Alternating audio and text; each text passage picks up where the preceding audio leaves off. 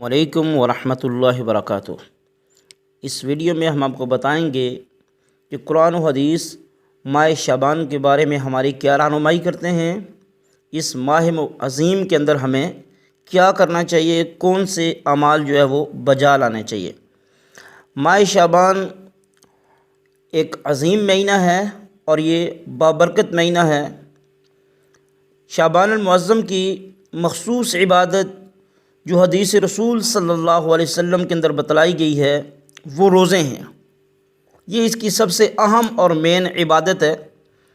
سنن نسائی کے اندر حدیث ہے، حضرت اسامہ بن زید کہتے ہیں کہ میں نے نبی اکرم صلی اللہ علیہ وسلم سے پوچھا، اللہ کے رسول صلی اللہ علیہ وسلم کیا وجہ ہے کہ میں آپ کو رمضان المبارک کے بعد کسی اور مہینے میں اتنے روزے رکھتا ہوا نہیں دیکھتا جتنے روزے آپ شعبان المعظم میں رکھتے ہیں؟ تو آپ صلی اللہ علیہ وسلم نے فرمایا، یہ جو مہینہ ہے یہ رجب اور رمضان کے درمیان ہے، یعنی شعبان۔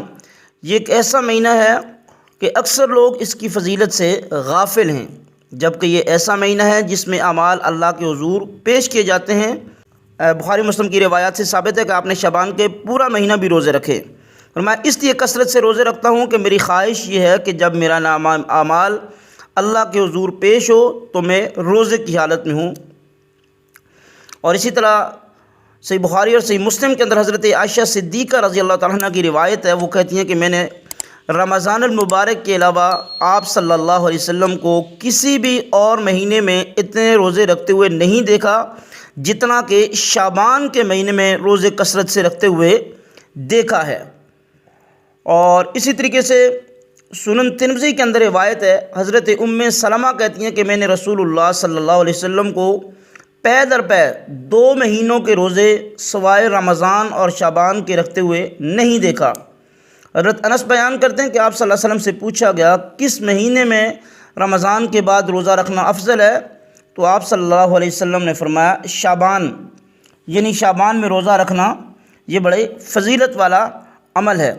تو شعبان میں روزہ رکھنا در حقیقت یہ رمضان کی ایک قسم کی تیاری ہوتی ہے، تو اس لیے رسول اللہ صلی اللہ علیہ وسلم کثرت سے اس مہینے کے اندر روزے رکھا کرتے تھے۔ بہت سی اور بھی احادیث شعبان کی فضیلت کے بارے میں ملتی ہیں، وہ یا تو ضعیف ہیں یا موضوع ہو، من گڑت، ان کی کوئی حقیقت اور کوئی اصلیت صحیح نہیں ہے۔ صحیح احادیث جو میں ان سے معلوم ہوتا ہے وہ یہی ہے کہ اس مہینے میں کثرت سے روزے رکھنے چاہیے، اس مہینے میں روزے رکھنے کی بہت فضیلت ہے، یعنی یہ بابرکت مہینہ ہے، یہ رمضان کی تیاری ہے، کثرت سے ہمیں نفلی روزے رکھنے چاہیے۔ اور حدیث کے اندر 15 شعبان کے بعد نفلی روزے رکھنے سے مزید منع کیا گیا، یعنی 15 شعبان تک نفلی روزے بندہ رکھے، اس کے بعد نہ رکھے، تاکہ رمضان کے لیے کمزوری نہ ہو اور رمضان کے روزے چھوٹ جانے کا خطرہ نہ ہو۔ تو یہ اہم عبادت ہے رمضان، اس مہینے کے اندر روزے رکھنا۔ تو باقی جتنی بھی باتیں بتائی جاتی ہیں وہ کسی صحیح حدیث سے ثابت نہیں ہیں، وہ جتنی روایات ملتی ہیں وہ سب سنداً کمزور ہیں، ضعیف ہیں یا موضوع ہیں، تو وہ سب اپنے پاس سے بنی بنائی باتیں ہیں، رسول اللہ صلی اللہ علیہ وسلم سے ایسا کچھ ثابت نہیں ہے۔ یہی ایک مین عبادت اور بڑی عبادت کہ اس مہینے میں کثرت سے روزے رکھنے چاہیے۔ رسول اللہ صلی اللہ علیہ وسلم تو پورے کے پورے مہینے اس ماہ کے اندر روزے رکھتے تھے، لیکن ہمیں انہوں نے حکم دیا کہ 15 شعبان تک روزے رکھے جائیں تاکہ زیادہ کمزوری نہ ہو، پورا مہینہ روزے رکھ کے اور پھر بندہ رمضان کے روزے اس سے چھوٹ جانے کا خدشہ نہ ہو، تو اس لیے 15 جو ہے وہ شعبان تک کثرت سے روزے رکھنے چاہیے۔ یہی عمل رسول اللہ صلی اللہ علیہ وسلم سے ثابت ہے۔ باقی جتنی روایات ہیں وہ سنداً کمزور ہے۔ اللہ تعالیٰ سے دعا اللہ تعالیٰ عمل کرنے کی توفیق عطا فرمائے۔ اگر آپ کو ہماری ویڈیو اچھی لگی ہے لائک کیجئے، اگر آپ ہمارے چینل پر نئے ہیں چینل سبسکرائب کیجئے۔ Thank you very much.